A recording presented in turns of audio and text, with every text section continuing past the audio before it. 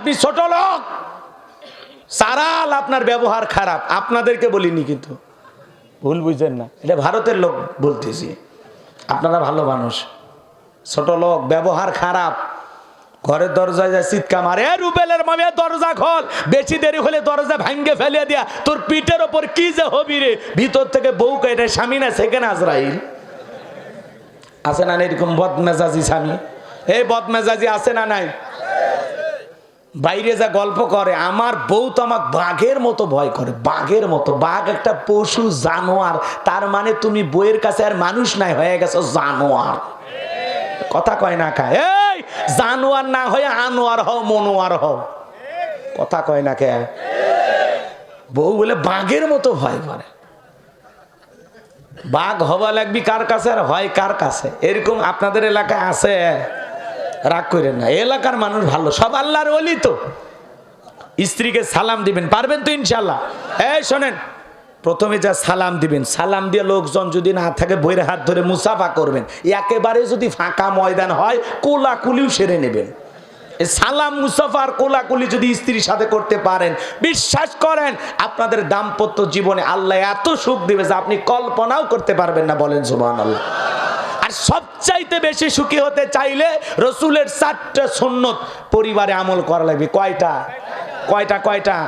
এই 4টা সুন্নত যদি আমল করেন, জীবনে কোনোদিন তালাক বিচ্ছেদের বিচার চেয়ারম্যানের করা লাগবে না। তাবিজ সারা সংসার ভালো হবে। কথা কয় না কে? কি 4টে সুন্নত শুনবেন? একটু অপেক্ষা করেন, এখন করলে লাইন বেকা হয়ে যাবে। লাইন সোজা করার দরকার আছে না? নাই, খালি মনে করে দেবেন শেষে যা 4টে সুন্নত। যদি ভালো লাগে আমি বলে দেবো ইনশাআল্লাহ। একটু মনোযোগ দিয়ে শোনেন, তাহলে বলেন বাজান বাড়িতে যা স্ত্রীকে সালাম দেওয়ার মতো সাহস আছে তো ইনশাআল্লাহ? পারবেন তো ইনশাআল্লাহ? জয়পুর হাটে ওয়াজ করলাম, এক যুবক কয়, হুজুর আমার শরম লাগে। আমরা বাচ্চা কাচ্চা কয়জন? কয় 3টা। 3টা সন্তানের বাবা হয়ে গেলে তোমার শরম লাগে না? আর বউকে সালাম দিতে গিয়ে শরম লাগে, ওইটা শরম না শয়তানি? আর শরম যদি এত বেশি হয়, তো আর বইয়ের তো বাচ্চা হওয়ারই কথা না। তোমার বইয়ের বাচ্চা হয়ে যায়, তোমার শরম লাগে না? সালাম দিতে গিয়া, ইসলাম মানতে গিয়া, সুন্নত আমল করতে গিয়ে শরম লাগে। ফাজলামি করো না। আমল করতে পারবেন তো ইনশাল্লাহ? পারবেন তো ইনশাল্লাহ? আল্লাহ কবুল করেন, জোরে বলেন আমিন। আজকে যা সালাম নেবেন, আসসালামু আলাইকুম, বউ হয়তো বলবে কারে সালাম দিলা?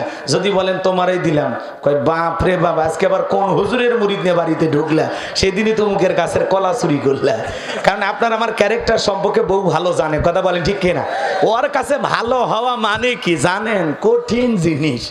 এই জন্য স্ত্রীর সাথে 2-4 দিন সালাম দিলে হয়তো বা নেবে না, আস্তে আস্তে অবস্থার পরিবর্তন হয়ে যাবে। আপনি হাল ছাইরেন না, হাল ছাইরেন না, শক্ত করে হাল ধরেন। ইনশাল্লাহ। রাগ করতেছেন ভাই? রাগ করতেছেন? আল্লাহ রসুল তার স্ত্রীকে সালাম দিলেন।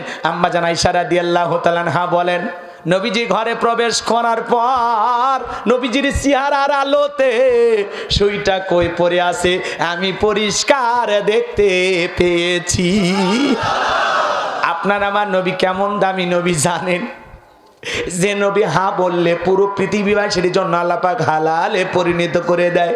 যে নবী না বললে পুরো পৃথিবীবাসীর জন্য আল্লাহ পাক হারামে পরিণত করে দেয়। যে নবী জমিনে পা তুললে মাওলা পাকের আরশে আজিমে পৌঁছে যায়। সুবহানাল্লাহ। আসমানের চাঁদের দিকে ইশারা করলে চাঁদ 2 টুকরো হয়ে যায়। মানে গলা চিপে ধরতেছে মাইক, গলা চিপে। একটা বক্তার যে আওয়াজ যে টন টন করবে, শান্তি পাওয়া যাচ্ছে না।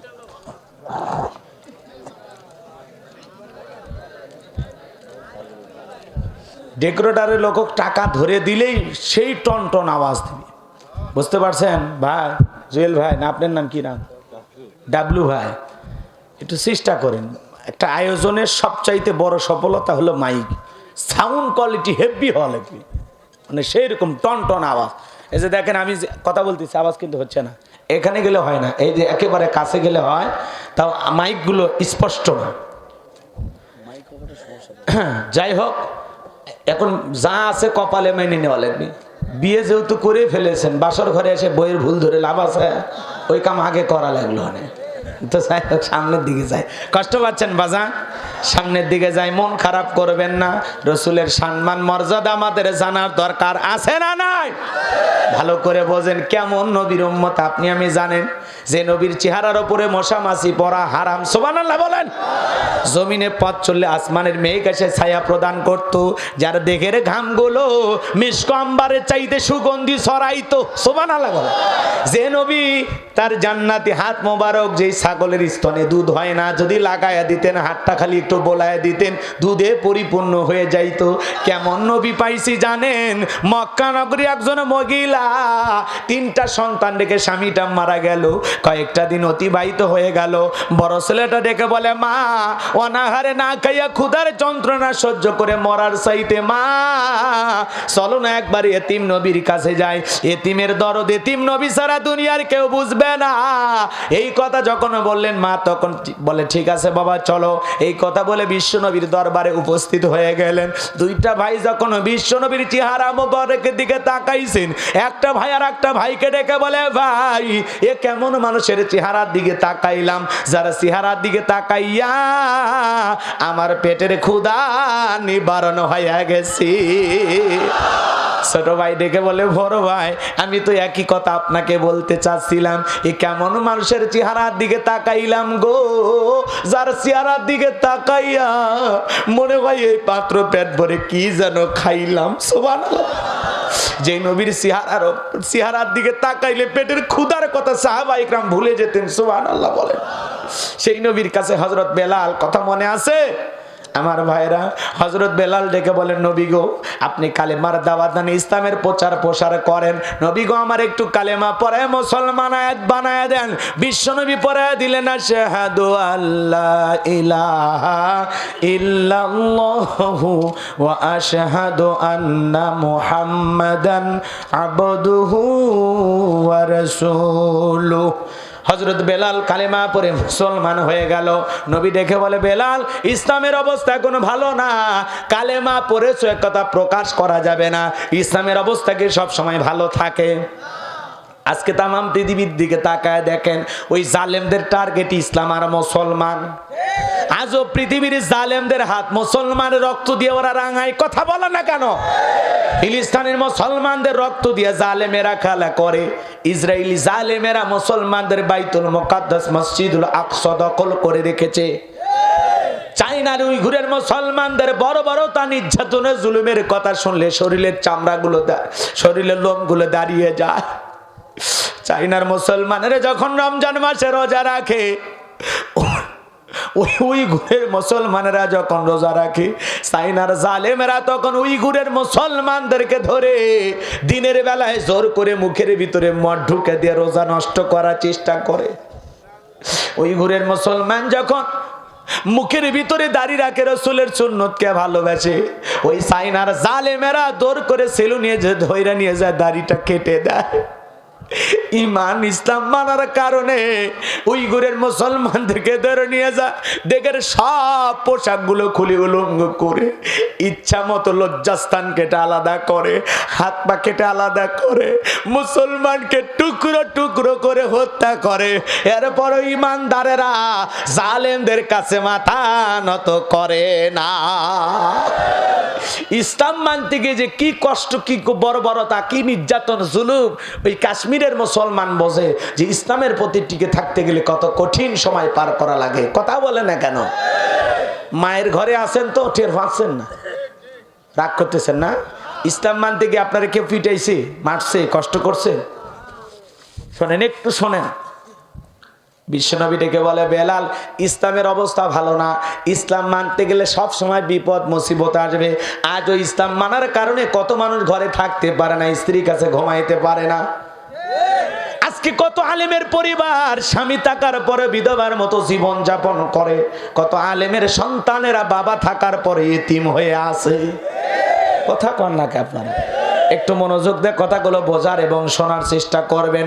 খাঁটি ইসলাম মানতে গেলে আপনার আমার ওপরে বিপদ আপদ মুসিবত আসবে। একটু মনোযোগ দিয়ে শোনেন বাজান গো আমার। যে কথা বলতে চাচ্ছিলাম, হযরত বেলালকে নবী ডেকে বলে, বেলাল ইসলামের অবস্থা এখন ভালো না। তাহলে মানে বোঝা যায় ইসলাম সব সময় ভালো অবস্থানে থাকে না, মাঝে মাঝে ইসলামকে অনেক গোপনেও পালন করা লাগে, আবার সুযোগ আসলে প্রকাশ্যেও পালন করা লাগে। কথা বলেন। হযরত বেলাল ডেকে বলে, নবী গো আমার জীবনের কোনো দাম নাই। আমার মনে উমাইয়াকে বলেছিলাম উট দুম্বা ছাগল পেশাব পায়খানা করে দেয়, ওই ঘরে থাকতে আমার বড় কষ্ট হয়। আমার মনে উমাইয়া বলে, বেলাল রে উট দুম্বা ছাগলের দাম আমার কাছে আছে, কিন্তু তোর মতো কালো হাফসি বেলালের দাম আমার কাছে নাই। নবী গো আপনি শুধু আমাকে দোয়া করে দেন, মৃত্যু পর্যন্ত যেন আমি কালেমার পথে টিকে থাকতে পারি।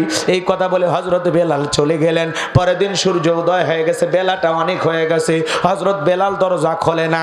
অন্য চাকর যারা আছে ওরা দেখে কি ব্যাপার, বেলাল দরজা খোলে না, উট দুম্বা ছাগলের পেশাব পায়খানা পরিষ্কার করে না। এইবার ওমাইয়ের কাছে নালিশ দিয়েছে, ওমাইয়া এখন পর্যন্ত বেলাল দরজা খোলে নাই, উট দুম্বা ছাগলের পেশাব পায়খানা পরিষ্কার করে নাই, তাই নাকি? বলে হ্যাঁ। এইবার বেলালের দরজায় এসে ডাক দেয়, বেলাল দরজা খোলো। হযরত বেলাল দরজা খোলে না। ওমাইয়া জোরে করে ধাক্কা মারছে, দরজা খুইলা গেছে।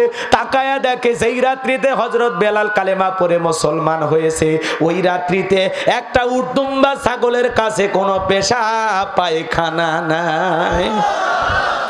এইবার ওমাইয়া ডেকে বলে, এই চাকরের দল বেলালের বিরুদ্ধে মিথ্যা অভিযোগ দাও। তোমরা যখন ঘুমাচ্ছিলে বেলাল তখন ময়লা আবর্জনা পরিষ্কার করেছে, যাও যাও নিজেদের কাজে যাও। এই কথা বলে তাদেরকে তাড়ি দিয়ে এক পা দুপা করে বেলালের কাছে গেল। হযরত বেলাল মাথা নত করে জিকির করে কার?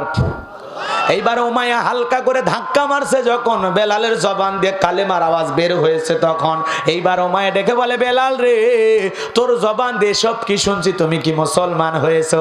হযরত বেলাল ডেকে বলে, ওমাইয়া মুসলমান হয় যারা মিথ্যা কথা বলতে পারবে না তারা। ওয়াকুলু কাউলান সাদীদা, সঠিক কথা বলো, সত্য কথা বলো। ইমানদার কোনোদিন মিথ্যাবাদী হতে পারে না, মুসলমান মিথ্যাবাদী হতে পারে না, মুসলমান হবে সত্যবাদী। কিন্তু আমাদের সমাজে মিথ্যাবাদী আছে না নাই? মিথ্যা কথা বলে সকালবেলা নাস্তা করে, দুপুর বেলা লাঞ্চ করে, রাতে ডিনার করে, ভরা পেটেও মিথ্যা বলে, খালি পেটেও মিথ্যা বলে। মিথ্যা বলতে বলতে চেহারা বেঁকা হয়ে গেছে, ঠ্যাং কবরে ঢুকছে, তাও মিথ্যা বলা সারে। আর মিথ্যা কথা শুনে শয়তানও মিটমিট করে হাসে। এরকম মিথ্যাবাদী আছে না না? রাগ করতেছেন মনে হয়। আর মিথ্যা কথা, ও যে মিথ্যা বলতেছে ওর চেহারা প্রমাণ করে। কথা কয় রাখে, রাগ করতেছেন? তাহলে মুসলমান মিথ্যাবাদী হবে না সত্যবাদী? সত্যবাদী হতে রাজি আছেন তো? ইনশাআল্লাহ আল্লাহ কবুল করেন, জোরে বলেন আমিন। আর এই মোবাইল শরীফ আইসা তো মিথ্যা কথা বাড়ছে না কমছে? থাকে যদি শ্রীপুর, কয় আমি মাগুরা, বইয়ের কোলত ঘুম পারে, আর কয় না নাস্তা করতেছি। আছে না নাই? ভাই আপনাদের এলাকার ছেলে পেলে মিথ্যা বলে না, আমি এটা গ্যারান্টি দিয়ে বলতে পারি, কারণ প্রত্যেকটা ছেলে জিন্দা শাহজালাল। রাগ করতেছেন না? একটু মনোযোগ দিয়ে কথাগুলো শোনার চেষ্টা করেন বাজান গো আমার। এইবার উমাইয়া ডেকে বলে, বেলাল রে তোরে উট দুম্বা ছাগলের মালিক বানায় দেব, থাকার জন্য কোয়ার্টার বানায় দেব, এখনো সময় আছে, ইসলাম ধর্ম ত্যাগ কর। হযরত বেলাল দেখে বলে, ওমাইয়া রে গতকাল রাত্রিতে আমি বিশ্ব নবীর হাতে হাত রেখে কালেমা পড়ে মুসলমান হয়েছি, মৃত্যু পর্যন্ত ইসলামের পথে টিকে থাকবো।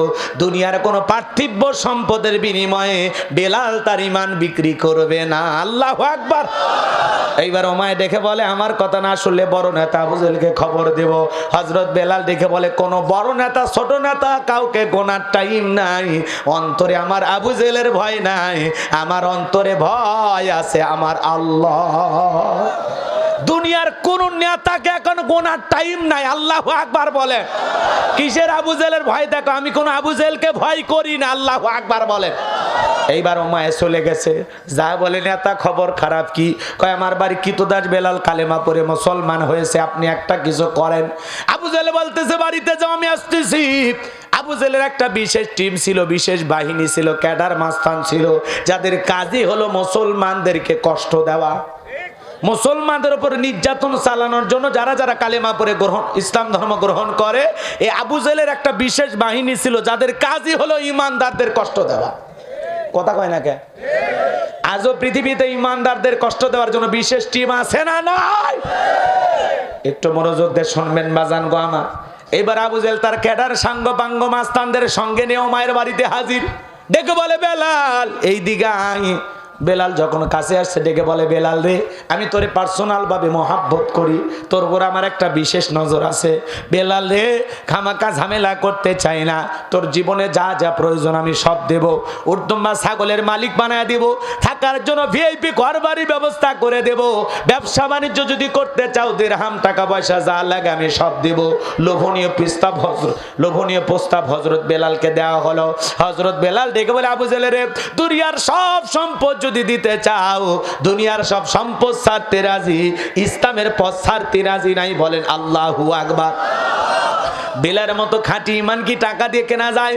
মুনাফিক মার্কা মুসলমান যারা, ওরা টাকার কাছে ইমান বিক্রি করে। মুনাফিকের ইমান সকাল বিকাল বিক্রি হয়, কিন্তু বেলালের মতো খাঁটি ইমান যারা আছে ওরা হাসতে হাসতে ফাঁসির দড়িতে ঝুলতে পারে, হাসতে হাসতে গোলাপের পাপড়ি মনে করে বুলেট গ্রহণ করতে পারে। এরপরে বাতিলের কাছে মাথা নত করবে না, করবে না, করবে না। কথা বলেন ঠিক কিনা? বিলালের ইমান টাকা দিয়ে কেনা যায় না, কিন্তু মুনাফিক মার্কা মুসলমান টাকার কাছে সকাল বিকাল ইমান বিক্রি করে। মুনাফিকেরা দুনিয়ার স্বার্থ হাসিলের জন্য সব করতে পারে, ওরা ইসলামের সবচাইতে বেশি ক্ষতি করে মুনাফিক মার্কা মুসলমানেরা। কথা বলেন না কেন? অন্য ধর্ম অবলম্বীর দ্বারা ইসলামের যত নানা ক্ষতি হয়, নামদারি মুনাফিক মার্কা মুসলমানের দ্বারা ইসলাম সবচাইতে বেশি আক্রান্ত হয়। রাগ করতেছেন, রাগ করতেছেন? একটু মনোযোগ দেন, শোনেন বাজান, ভালো লাগবে। কষ্ট হচ্ছে আপনাদের? লিল্লাহে তাকবীর।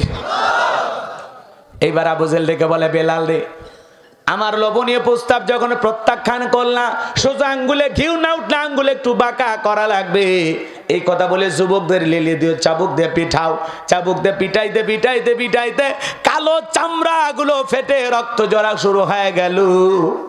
এরা যত জোরে চাবুক মারে, বেলাল তার চাইতে বেশি জোরে আল্লাহর জিকির করে। আবু জেহেল বলে বেলাল রে, মারতে মারতে পিঠটা ফেটে রক্ত ঝরতেছে, এরপরও কি ইসলাম ধর্ম ত্যাগ করবি না? আব্দুল্লাহর বেটা মুহাম্মদ সাল্লাল্লাহু আলাইহি সাল্লামের কালেমা ত্যাগ করবি না? হযরত বেলাল দেখে বলে আবু জেহেল রে, মারতে মারতে যদি মেরেও ফেলে দাও, জীবনটা দিতে রাজি, ইসলামের পথ থেকে ফিরে আসতে রাজি নাই। এবার যুবকদেরকে বললো পায়ে রশি লাগাও। পায়ে রশি লাগাই আরবের উত্তপ্ত বালিতে, গরম বালিতে শেষরায় শেষরায় নিয়ে ঘোরা হলো। বাবলা গাছের কাঁটাগুলো বেলালের জিহ্বার উপরে পেরেক মারলো।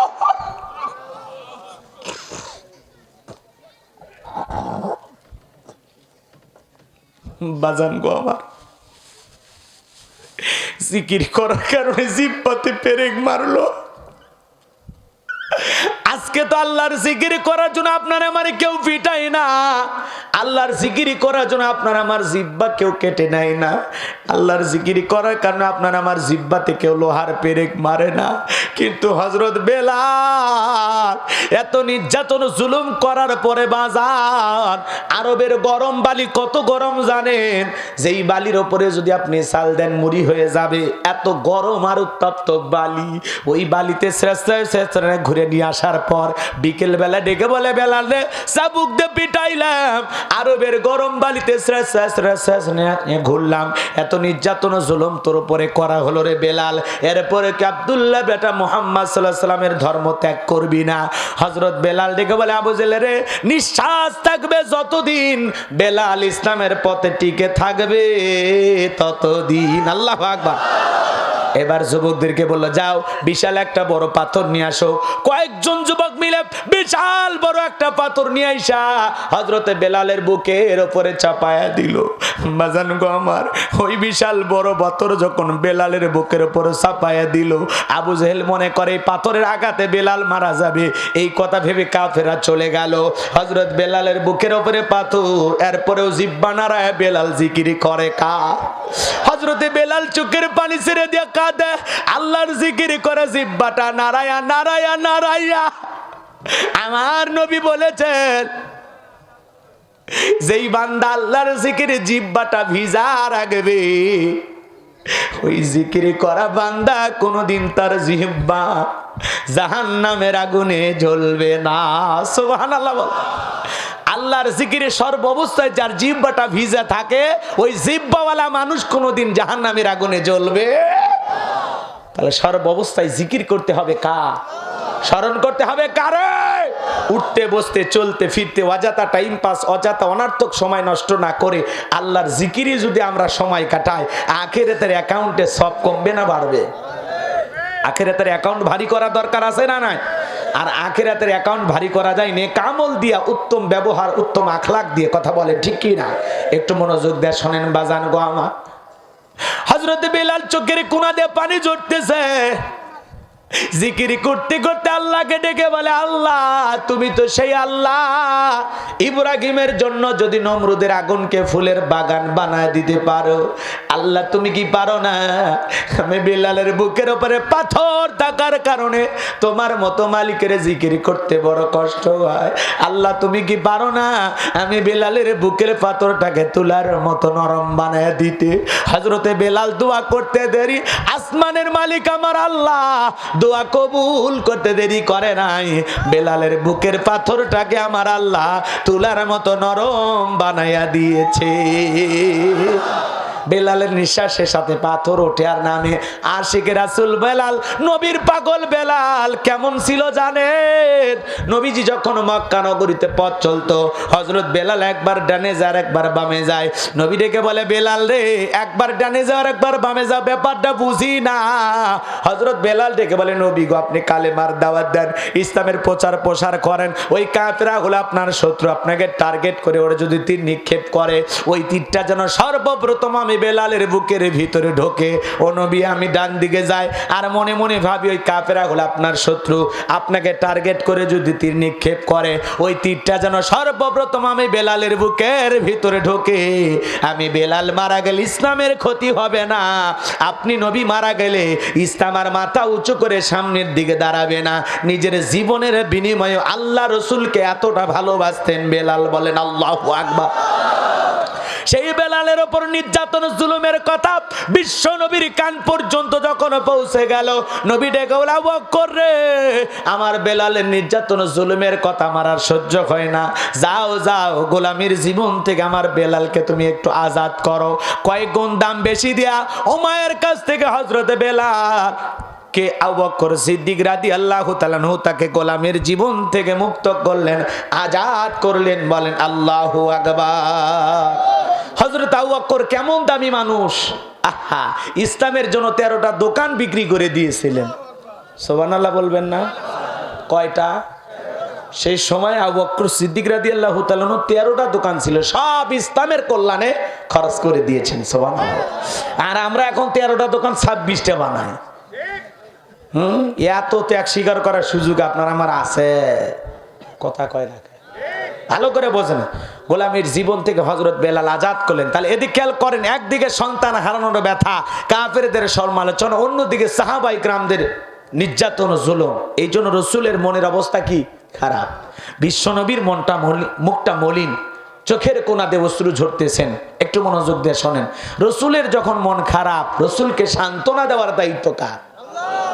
আরো জোরে বলে আমার ভাইয়েরা, বিশ্বনবীর যখন মন খারাপ, নবীকে সান্ত্বনা দেওয়ার দায়িত্ব আমার আল্লাহ।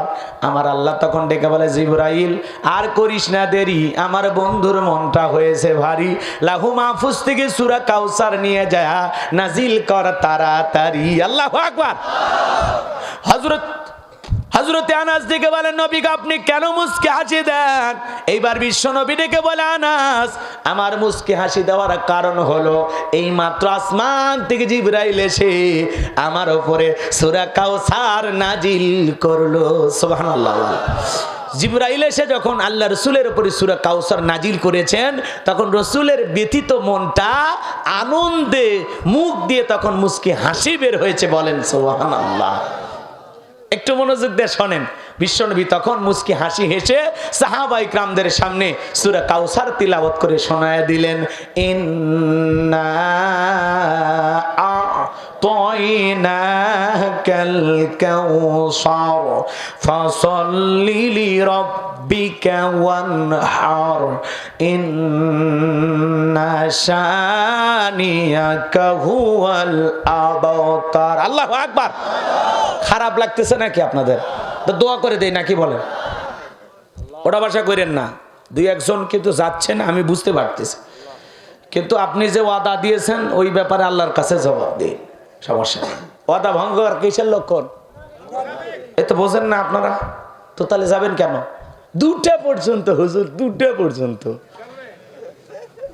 কোন মুখ দিয়ে বলছিলেন? কথা কয় না কে? 12টায় বাজায়নি, আপনি জুতে সোজা করে কই যান? পোলা খায়া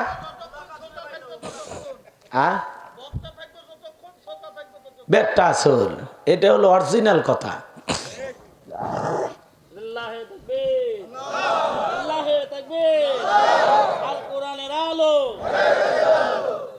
কষ্ট হচ্ছে আপনাদের? এইবার চলেন আমরা মূল তাফসীর এবং মূল আলোচনায় চলে যাই। কষ্ট হবে আপনাদের? একটু মনোযোগ দিয়ে শোনেন। সূরা কাউসার তিলাওয়াত করলাম, খারাপ লাগছে আপনাদের? বলেন তো, ছোটবেলায় বাবার হাত ধরে মসজিদে গিয়েছিলাম, ইমাম সাহেবের কণ্ঠে সূরা ফাতিহা শুনেছিলাম। আপনার বয়স এখন 40-50 বছর হয়ে গেছে। যারা 5 ওয়াক্ত সালাত আদায় করে কমপক্ষে 40 বার দিনের মধ্যে সূরা ফাতিহা পাঠ করা লাগে। কেউ কি বিরক্ত হয়ে বলেছে যে সূরা ফাতিহা পড়তে আর মজা লাগে না? বলেছে কেউ? রাগান্বিত হয়ে আজ পর্যন্ত কারো মুখে শুনছেন? কোন ইমাম কি বলেছে ভাই 25 বছর ইমামতি করলাম সূরা ফাতিহা দিয়ে, কাল থেকে সূরা ইখলাস দিয়ে শুরু করি? ইমাম সাহেব যদি প্রথমেই পড়ে কুল হুয়াল্লাহু আহাদ, আপনার পিছন দিয়ে কি বলবেন? আল্লাহু আকবার। হুজুর আগে সূরা ফাতিহা পড়েন, এরপরে অন্য সূরা ধরেন। আর যে হুজুর সূরা ফাতিহা ছাড়া নামাজ পড়াই, বিনা বেতনে চাকরি করলে তার পিছনে আমরা ইমামতি করব না। কথা কয় না কে? তার পিছনে নামাজ পড়বেন? যে বিনা বেতনে ইমামতি করলেও তার পিছনে আমরা নামাজ পড়ব না। ও হুজুর বেশি ক্লান্ত হলে বউ বাচ্চা না ঘুম পারেন, আপনার ইমামতি করার দরকার নাই, কারণ সূরা ফাতিহা ছাড়া আপনার আমার সালাত হতে পারে। তো কোরআনের ভিতরে আল্লাহ এমন একটা আকর্ষণ দিয়েছে, কিয়ামত পর্যন্ত কোরআন শোনার পরে পড়ার পরে আপনার কাছে খারাপ লাগবে না। বলেন সুবহানাল্লাহ। কোরআন যদি টেনে টেনে পড়া হয় মজা আছে না নাই? মিশরের কারি আব্দুল বাসেত, কি সুন্দর তিলাওয়াত, কণ্ঠটা আল্লাহ দিয়েছেন। তার তিলাওয়াত শুনে মনে হয় কোরআন নাজিল হচ্ছে। সুবহানাল্লাহ বল। তো কোরআনের ভিতরে আকর্ষণ আছে না না? ইন্না আ'তাইনাকাল কাউসার ফাসাল্লি লিরাব্বিকা ওয়ানহার ইন্না শানিয়াকা হুয়াল আবতার। মজা আছে না নাই? খারাপ লাগছে? অসুন্দর মনে হয়েছে? বিচ্ছিরি লাগছে? কোরআনের ভিতর আল্লাহ এমন একটা আকর্ষণ দিয়েছে, কিয়ামত পর্যন্ত কোরআন পড়ে আপনার কাছে খারাপ লাগবে না। একটা গান 2 দিন 3 দিন 4 দিন শোনার পরে মানুষকে প্যান বেনি বন্ধ করতো, কিসের বাদাম ফেটে ফেলে দিয়েছে, চুপ। কথা কয় না কে? ওগুলো গান আর মার্কেটে চলে না। একটা গান 2 দিন 3 দিন 4 দিন শোনার পরে মানুষকে বন্ধ করে, ও ক্যাসেট আর বাজাস না। কথা কয় না? কিন্তু কোরআন, হারামের মজা হলো ওয়ান টাইম, হারামের মজা হলো ওয়ান টাইম, ক্ষণস্থায়ী। কিছু সময় ভাল লাগে, কিছু সময় উপভোগ করতে মন চায়, কানসু হয় কিছু সময়, কিন্তু লম্বা সময় বিরক্ত লাগে। কথা কয় না কে? রাগ করতেছেন মনে হয়? রাগ করতেছেন না? এক এক শিল্পী এসে এক এক গান গাই, জাতির মানুষেরা 2-4 দিন পাগলা হয়ে যায়। ও প্রিয় তুমি কোথায়, কে? শয়তান তোমার খুঁজতেছে। আসেন না? এগুলো আজে বাজে গান আর মানুষ শোনে না। কয় বন্ধু 3 দিন তোর বাড়ি দিলাম, দেখা পাইলাম না। মানুষ কয় গাড়ি ভাড়া নষ্ট করার দরকার নাই। কথা কি বুঝছেন? তো এগুলো গান আর মার্কেটে চলে না, ওগুলো সেই যে চলে গেছে আর যুবকেরা শোনে না। কথা কন না কে? আগেকার 2-1টা চাচা গান গাইছে, পরের জায়গায় পরের জমি ঘর বানায় আমি রই, আমি তো সেই ঘরের মালিক নয়। এগুলো হলো গান। হিসাব নিকাশ করে দেখলে আসলে সবকিছুর মালিক কে? পরের জায়গা পরের জমি ঘর বানায় আমি রই, আমি তো সেই ঘরের মালিক। আসলেই তাই। এ দুনিয়ার মালিক আপনি আমি হতে পারবো? কে মালিক? কে? আপনি আমি কি ভাড়াটিয়া? ভাড়াটিয়া আজ আছি কাল নাই। এ ঘরে দাদা ছিল নাই, বাবা ছিল নাই, আমি আছি থাকবো না, আমার ছেলেও থাকবে না। কথা কয় না? আসলে আমরা এই দুনিয়ার মালিক না। কথা কয় না কেন? আর এই দুনিয়া চিরস্থায়ী থাকার জায়গা না, ক্ষণস্থায়ী। নিঃশ্বাসটা বন্ধ হলে সব শেষ। কথা বলে ঠিক কিনা? রাগ করতেছেন মনে হয়? এ বাজান লম্বা হবে, আমি লম্বা করবো না। যুবক রে, তোদের পায়ে হাত দিয়ে অনুরোধ করে যায়, আজে বাজে গান বাজনা শ্রবণ করে নিজের চরিত্র নষ্ট করা যাবে না। কথা কর। ওই যে এক শিল্পী গান গাইছে, দেখো নাই? চেহারাটা বেঁকা হয়ে গেছে, আল্লাহর কাছে দোয়া করি, যেই জবান দিয়ে গান গেয়েছো, বাদ্যযন্ত্র নাচানাচি লাফালাফি করেছো, তাশরিফ খান, এখনো যদি সময় আল্লাহ পরিবর্তন করে দেয়, ছেলেটা ওয়াদা করেছে যদি আল্লাহ আমারে সুস্থ করে আর জীবনে কোনোদিন গান বাজনা করব না। আমরা চাই আল্লাহ কণ্ঠ দিয়েছে, গান নয়, ওই কণ্ঠ দিয়ে ইসলামী সঙ্গীত গাও, কোরআন তেলাওয়াত করো। কথা বলেন ঠিক কিনা? আল্লাহ কণ্ঠ দিয়েছে, হালালের পথে কাজে লাগাও, হারামের পথে নয়। কথা কয় না কা? এই তাশরিফ খান অসুস্থ, মুখটা বেঁকা হয়ে গেছে, যার কথা শুনে যুবকেরা ওই যে ছেলেটে বন্যা হইল তার একটা পেজ থেকে সে সাহায্য চাইছিল বিকাশ নাম্বার দিয়ে, মানুষ লক্ষ লক্ষ টাকা তাকে দিয়েছিল। তা আমরা চাই এই ছেলেটা অসুস্থ, আল্লাহ যেন তাকে সুস্থ করে হেদায়েতের পথে কবুল করেন। জোরে বলেন আমিন।